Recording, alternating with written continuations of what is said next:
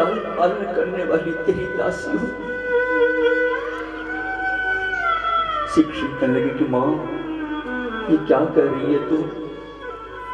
लोग चाहे कुछ भी कहें लेकिन सारे संसार को बता दूंगा मैं यशोदा मैया का ही बेटा हूं। यशोदा मैया कहती लाला मथुरा में जाकर के तू ये भूल जाना कि मैंने तुझे कभी उंगल से बांधा था। शिक्षक कहते हैं कि माँ मैं सब कुछ भूल सकता हूं लेकिन तेरे बंधन को मैं कभी नहीं भूल सकता। मात्र मैं तेरे ही तो बंधन में बंध पाया हूं। रथ चलने लगा। गोपियां भी श्री कृष्ण की आरती उतारने के लिए रथ के पीछे दौड़ने लगे। रथ को रुकाया गया। श्री कृष्ण गोपियों से कहने लगे गोपियों दुष्टों का संहार करने के लिए मेरे जन्म का गौण कारण था। मेरे जन्म का मुख्य प्रयोजन तो गोकुल में प्रेम लीला करना है। मेरा एक स्वरूप यहाँ ब्रज में रहेगा और एक स्वरूप वहाँ मथुरा में रहेगा। पहले तो श्री कृष्ण केवल यशोदा के घर में थे लेकिन अब तो प्रत्येक गोपी के घर में कन्हैया था। प्रत्येक गोपी अनुभव कर रही है श्री कृष्ण मथुरा गए नहीं बल्कि यही है। रथ चलने लगा। सभी विलाप करने लगे।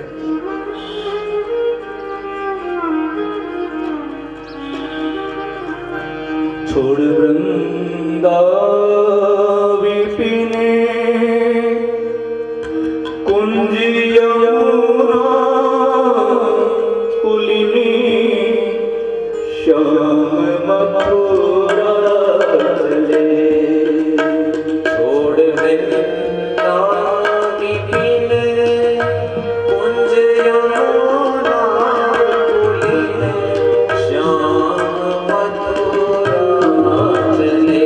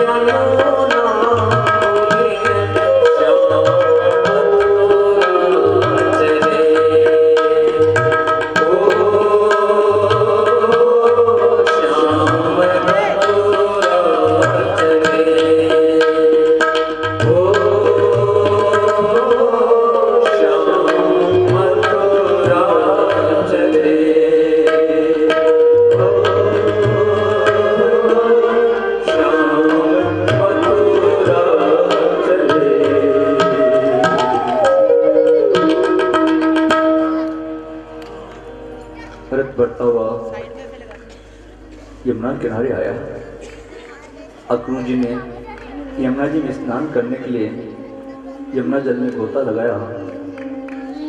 यमुना जल में उन्हें कृष्ण बलराम का दर्शन हुआ। बाहर आकर देखा तो दोनों रथ पर सवार हैं। इस प्रकार अक्रूर जी को प्रभु नारायण का दर्शन हुआ। अक्रूर जी ने प्रभु की स्तुति की। रथ मथुरा की सीमा पर आया। श्री कृष्ण ने अक्रूर जी से कहा, चाचा जी रथ को यहीं रुकवा दीजिए, हम यहीं बगीचे में विश्राम करेंगे, आप आगे बढ़िए। जिस नगरी में कंस रहता हो उस नगरी में कृष्ण कैसे रह सकते हैं। मथुरा अर्थात ये मानव काया, इस मानव काया में काम रूपी कंस और श्री कृष्ण एक साथ नहीं रह सकते। जहां काम तहां राम नहीं है, जहां राम नहीं काम। तुलसी कबहू न रह सके, रवि रजनी एक ठाम। अंधकार और प्रकाश एक। प्रभु के साथ में प्रेम करो तो ऐसा करो, प्रभु को तुम्हारी याद आवे। भक्ति करो तो ऐसी करो, प्रभु को तुम्हारे बिना चैन ना पड़े। संध्या के समय सभी मथुरा देखने के लिए गए। मथुरा की नारियां, छोटे बड़े सब अपना अपना काम काज छोड़ करके श्री कृष्ण का दर्शन करने के लिए दौड़ पड़े। रास्ते में सुदामा माली मिला, उन सभी को माला पहनाई। आगे बढ़े तो कंस का धोबी मिला। वो कंस के लिए कपड़े लेकर के जा रहा था। श्री कृष्ण उस धोबी से अपने मित्रों के लिए कपड़े मांगे, भैया हमारे मित्रों को भी कपड़े पहना दो। वो धोबी अकड़ गया और अकड़ कर कहने लगा, ये गांव नहीं है जो चाहे जिसकी गोपी की मटकी उतारी माखन लूट लिया, ये शहर है, ये महाराज कंस के कपड़े हैं। ऐसे कपड़े तुमने तो क्या तुम्हारे बाप दादा ने कभी नहीं पहने। भागो यहां से, वरना भी राजा की सिपाहियों के हवाले कर दूंगा। धोबी की ऐसी दृष्टता को देख करके श्री कृष्ण ने तमाचा लगाया। तमाचा लगाया तो उसका मस्तक शरीर से अलग हो गया। धोबी की इस दशा को देख करके उसके सभी साथी कपड़ों की गठरियां छोड़ छोड़ करके भाग गए। श्री कृष्ण ने अपने मित्रों से कहा, मित्रों कपड़ों का ढेर है, अपने नाप के और अपने अपने पसंद के कपड़े पहन लो। सही बालक नए नए वस्त्र पहन करके आनंद से नाचने लगे। आगे बढ़े, कंस की दासी कुब्जा मिली। वो 3 जगह से टेढ़ी थी, त्रिविक्रमा थी। वो कंस के लिए चंदन की सेवा किया करती थी। उसने श्री कृष्ण को चंदन भेंट किया। श्री कृष्ण ने सोचा, इसे मेरी चंदन से शोभा बढ़ाई है, चलो मैं भी इसकी शोभा बढ़ा देता हूं। और प्रभु ने उसके सभी अंगों को ठीक कर दिया। इस कुब्जा प्रसंग में भी एक रहस्य है।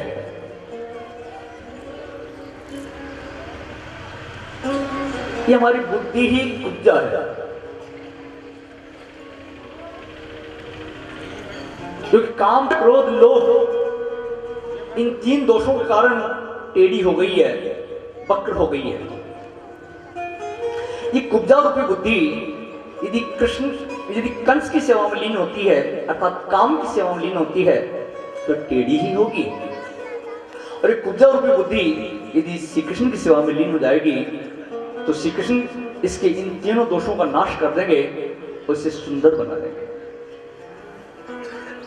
मथुरा के जो बनिए थे, उन बनियों ने सोचा, इन 2 लड़कों ने धोबी को मार दिया, कुब्जा की काया पलट कर दी, शायद ये मथुरा के राजा बन जाएं, समय आने पर काम आएंगे, अतः इनका स्वागत करना चाहिए।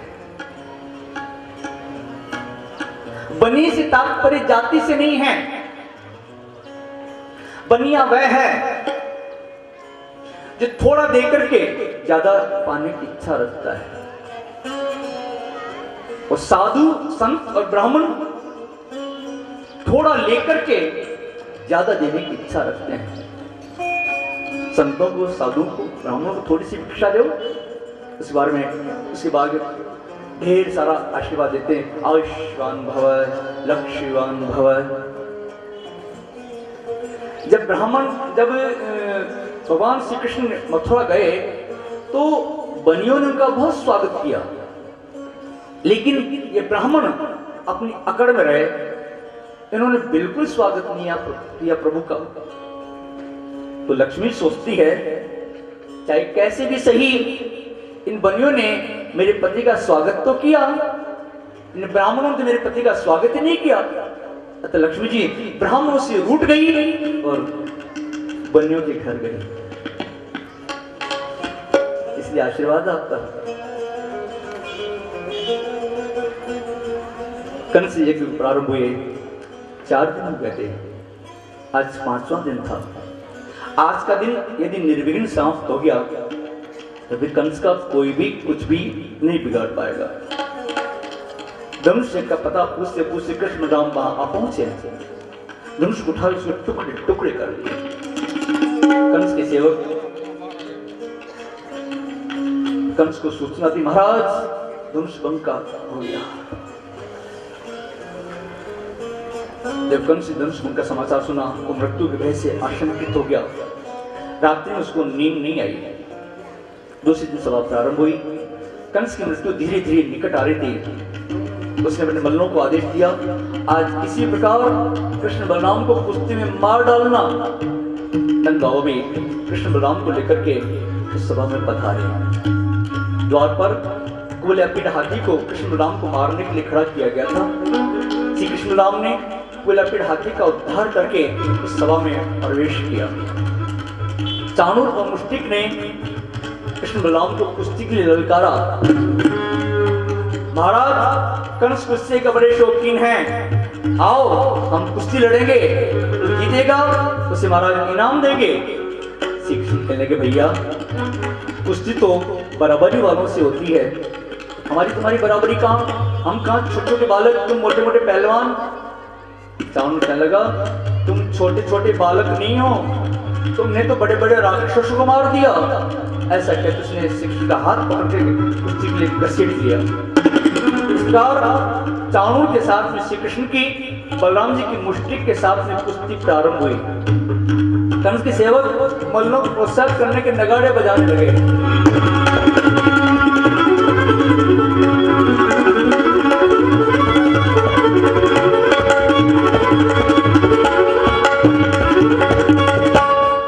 इस संसार भी एक अखाड़ा है। इस संसार रूपी अखाड़े में काम और क्रोध ये 2 पहलवान हैं। अनादि काल से इन 2 पहलवानों की और जीव की कुश्ती चली आ रही है। ये 2 पहलवान अनादि काल से जीव को पछाड़ते आए हैं। ये मनुष्य का जन्म इन 2 पहलवानों को पछाड़ने के लिए हुआ है। यदि तुम सावधानी से काम लोगे तो तुम इन पहलवानों को पछाड़ दोगे, वरना 2 पहलवान तुम्हें पछाड़ देंगे। तो मनुष्य का जन्म इन काम क्रोध पहलवानों को पछाड़ने के लिए हुआ है। आप लोगों से हाथ जोड़ के निवेदन है, जरा आप थोड़ी व्यवस्था करें कि यहाँ व्यासपीठ बार बार बीच में कथा के बीच में चढ़ाने ना आवे। आप वहीं रोक दें। माता जी बैठी रहती, कथा के बीच में बोलना उचित नहीं लगता है। इनको कुछ चढ़ाना पहले चढ़ाओ, बाद में चढ़ाओ, बीच में क्यों? कथा में व्यवधान पड़ता है। हाथ जोड़ के निवेदन है, आप लोग बीच में किसी को आने ना दे। कोई आ भी रहा हो तो आप वहीं हाथ जोड़ के बैठा दें। कुश्ती शुरू हुई, सभी घबराने लगे, ये तो बड़ा अनर्थ हो रहा है। कहाँ छोटे छोटे बालक, कहाँ है मोटे मोटे पहलवान। नंद बाबा भी घबराने लगे। नंद बाबा सोचने लगे, आज से पहलवान मेरे बालक को मार डालेंगे। श्री कृष्ण देखा बाबा भयभीत हो रहे हैं, बाबा को डर लग रहा है, इसलिए श्री कृष्ण सोचने लगे ज्यादा देर बाबा को डराना होना चाहिए, जल्दी इस काम को निपटाना चाहा। इधर चाणूर भी जान गया कृष्ण सामान्य बालक नहीं है, साक्षात मेरा काल है। यदि यहाँ से भागूंगा महाराज कंस मुझे मारेंगे, इसलिए अच्छा है कृष्ण के हाथों मारा जाऊं। इसका श्री कृष्ण ने चाणूर को, बलराम जी ने मुष्टि को कुश्ती में मार गिराया। कंस की मृत्यु धीरे धीरे निकट आ रही थी। उसे सन्नी पाप हो गया, ऊल जरूर बकने लगा, इन लड़कों को मार डालो, कंस जी को बंदी बना लो। श्री कृष्ण दौड़ कर कंस के सिंहासन के पास में आए और कंस के बालों को पकड़ झंझोड़ कंस, मैं ही देव का तुझे काल, उसे ऐसा झंझोड़ करके धरती पर पटका, उसके प्राण पके उड़ गए। बोले कृष्ण बलराम की, बोले कृष्ण बलराम की जय। कंस वक्त से सभी को बड़ी प्रसन्नता हुई। श्री कृष्ण अपनी मामियों के पास में आए और मामी के पास में आकर के रोने का नाटक करने लगे। पहले मामा जी को मारे आए और मामी के पास आके रोने का नाटक करने लगे। कहने लगे, मामी मैं तो 11 बरस में पहली बार मामा जी से मिलने के लिए आया और मामा जी तो मुझे छोड़ चले। मामी कहने लगी, कन्हैया जो कुछ होना था सो हो गया, इसमें तेरा कोई दोष नहीं है, वो तो अपने पापों के कारण मारे हैं। श्री कृष्ण वसुदेव देवकी से मिलने के लिए कारागृह में आए, दोनों को बंधन मुक्त किया। आज इतने वर्षों बाद अपने पुत्र को देखकर के उनका हृदय भर आया। श्री कृष्ण कहने लगे, पिताजी माताजी, चारों पुरुषार्थों को सिद्ध करने वाला ये मानव शरीर आप ही ने मुझे प्रदान किया है, आप मेरा प्रणाम स्वीकार करें। दोनों ने श्री कृष्ण को अपने हृदय से लगा लिया। श्री कृष्ण को हाथी पर बैठा करके नगर में घुमाया गया।